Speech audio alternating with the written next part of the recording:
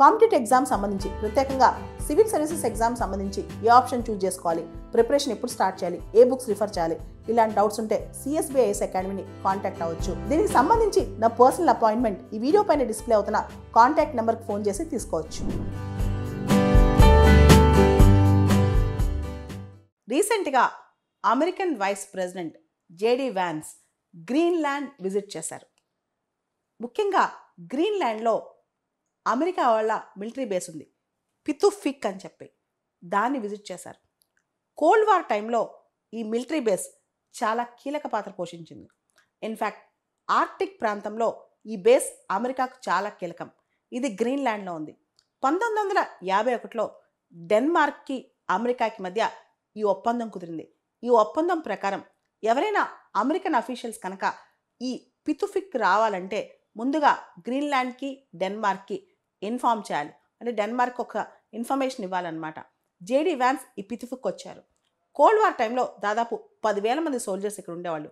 ఇప్పుడు around 200 soldiers ఉంటున్నారు. JD Vance వచ్చినట్టు ఉండకుండా గ్రీన్లాండ్ని డెన్మార్క్ సరిగ్గా చూసుకోవట్లేదని, సేఫ్గా ఉంచుకోవట్లేదని, ముఖ్యంగా రష్యా చైనా ఇన్కర్షన్స్ చాలా ఉన్నాయని చెప్పి, వాళ్ళ పెత్తనం దీనిపైన రాబోతుందని చెప్పి ఇలా చాలా మాటలు మాట్లాడారు. దాంతో డెన్మార్క్కి కోపం వచ్చింది. ఇది చాలా అన్ఫేర్ అని చెప్పి డెన్మార్క్ చెప్పింది. ఆల్రెడీ మనకు తెలుసు డొనాల్డ్ ట్రంప్ గ్రీన్లాండ్ మీద కన్నేశారు. అంతేకాదు గ్రీన్లాండ్ తనకు కావాలని చెప్పి డొనాల్డ్ ట్రంప్ కోరుకుంటున్నారన్నమాట. ఈ సందర్భంగా మన జనవరిలో ఒక ఒపీనియన్ పోల్ జరిగింది గ్రీన్లాండ్లో. 80% గ్రీన్లాండ్ ప్రజలు అమెరికాకి మేము వెళ్ళం, అమెరికాలోకి ఎనెక్సేషన్ వద్దు అని చెప్పి గట్టిగా చెప్పారు. ఇంకో పక్క ట్రంప్ ఏమో గ్రీన్లాండర్స్కి మేమంటే చాలా ఇష్టం, వాళ్ళు అమెరికాలో ఉండాలని కోరుకుంటున్నారు అంటున్నారు. అసలు గ్రీన్లాండ్ దాదాపు 300 సంవత్సరాల పైగా, అంటే 1721 నుంచి కూడా డెన్మార్క్ వాళ్ళ ఆధీనంలో ఉంది. ఇప్పుడు గ్రీన్లాండ్ డెన్మార్క్ ఆధీనంలో ఉన్న సెల్ఫ్ అటానమస్ టెరిటరీ అనమాట. మనందరూ తెలుసు Denmark NATO member, American ally కూడా.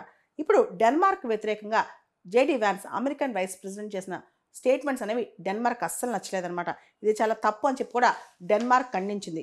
గ్రీన్లాండ్కి నచ్చలేదు, డెన్మార్క్కి నచ్చలేదు. ఇది ఇక్కడ పక్కన పెడితే అసలు గ్రీన్లాండ్ మీద వీళ్ళకి ఇంత ఆశ ఏంటి, ఇదే పెద్ద క్వశ్చన్ అనమాట.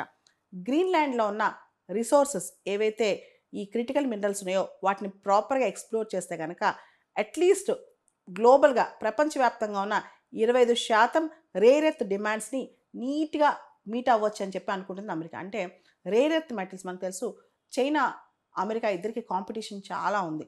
ఇప్పుడు మనం గమనిస్తే కనుక ఓ పక్క ఎలక్ట్రిక్ వెహికల్స్లో టెస్లా అనుకుంటే ఇంకో పక్క BYD వచ్చింది చైనా వాళ్ళది. ఇలా చాలా విషయాల్లో చైనా ధీటుగా. ఇంకో పక్క మనం చూస్తే ChatGPT అంటే చైనాలో డీప్ ఫేక్ ఇలా వచ్చేస్తున్నాయి. ఇప్పుడు రేర్ ఎర్త్ మెటల్స్లో అయినా చైనాని ఢీకొంటే కనుక అమెరికా స్ట్రాంగ్ అవ్వచ్చు. ఎందుకంటే ప్రపంచంలో డిఫెన్స్ కానీ ఎలక్ట్రానిక్ గుడ్స్లో కానీ రేర్ ఎర్త్ మెటల్స్ అనేవి చాలా కీలక పాత్ర పోషిస్తాయి. గ్రీన్లాండ్లో రేర్ ఎర్త్ మెటల్స్ అనేవి చాలా ఎక్కువగా ఉన్నాయన్నమాట.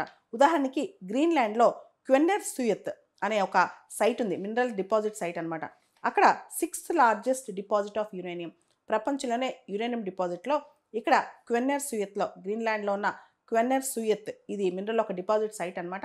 ఇక్కడ ప్రపంచంలోనే యురేనియం డిపాజిట్స్లో 6th లార్జెస్ట్, 6వ అతిపెద్ద డిపాజిట్స్ అక్కడ ఉన్నాయి. అదేవిధంగా ప్రపంచంలోనే రేర్ ఎర్త్ ఆక్సైడ్స్ అనేవి ఏదైతే ఉందో 2nd లార్జెస్ట్ డిపాజిట్స్ గ్రీన్లాండ్లోని క్వెన్నెర్సుయత్లోనే ఉన్నాయన్నమాట. సో గ్రీన్లాండ్ మీద కంప్లీట్గా ఆశ పెట్టింది అమెరికా. అంతేకాదు 2023లో ఒక సర్వే వచ్చింది, యూరోపియన్ కమిషన్ చేసిన సర్వే అనమాట. ఆ సర్వే ప్రకారం ప్రపంచవ్యాప్తంగా ఉన్న 35 చాలా ఇంపార్టెంట్ రేర్ మినరల్స్, క్రిటికల్ మినరల్స్లో 24 గ్రీన్లాండ్లోనే. ఖచ్చితంగా ఈ మినరల్స్ సంపాదించుకోవాలని చెప్పి అమెరికా కోరుకుంటుందన్నమాట. సో అమెరికా అంటే డొనాల్డ్ ట్రంప్ ప్రకారం గ్రీన్లాండ్లో పీస్ కావాలన్నా, గ్రీన్లాండ్లో స్టెబిలిటీ కావాలన్నా అది అమెరికా ఆధీనంలో ఉండాల్సిందని చెప్పి డొనాల్డ్ ట్రంప్ కోరుకుంటున్నారు. రీసెంట్గా ఒక వైట్ హౌస్ అఫీషియల్ ఒక మాట అన్నారనమాట. గ్రీన్లాండ్లో ఉన్న రేర్ ఎర్త్ మెటల్స్ కనుక మనం సాధించుకోగలిగితే అమెరికాకి నెక్స్ట్ జనరేషన్ ఎకానమీకి కావాల్సినంత మొత్తం అమెరికాకి సంబంధించి నెక్స్ట్ జనరేషన్ సంబంధించి డిఫెన్స్ మరియు ఇతరత్ర ఎలక్ట్రానిక్ గూడ్ ఇండస్ట్రీస్ మొత్తానికి ఈ రేర్ ఎర్త్ మెటల్ సపోర్ట్ చేస్తాయని చెప్పి వైట్ హౌస్ అఫీషియల్ చెప్పారు. మొత్తానికి JD Vance విజిట్ ఏదైతే ఉందో అక్కడున్న అమెరికన్ మిలిటరీ బేస్, పితుఫిక్ మిలిటరీ బేస్కి అది సిగ్నిఫికెన్స్ చోటు చేసుకుంది.